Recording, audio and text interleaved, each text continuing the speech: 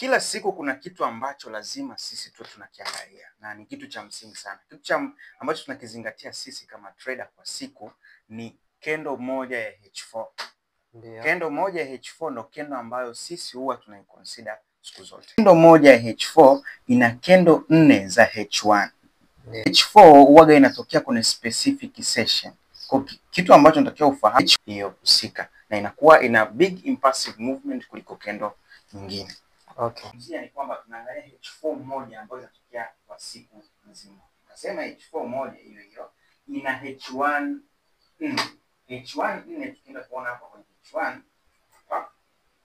ni kwamba hizi H1 4 ni za. Kwa kwenye ile H4 imetoa hizi candle 4 za H1. Okay. Na ni impulse ambayo sisi tunaiconsider. So tunaona kwamba imetupatia impulsive entry. Ndio. Maana market imebreak hii channel yetu na baada ya kuwa break this channel ikaanza kushuka chini kutengenezea candle 4 za H1. Candle ya kwanza, ya pili, ya tatu, ya nne.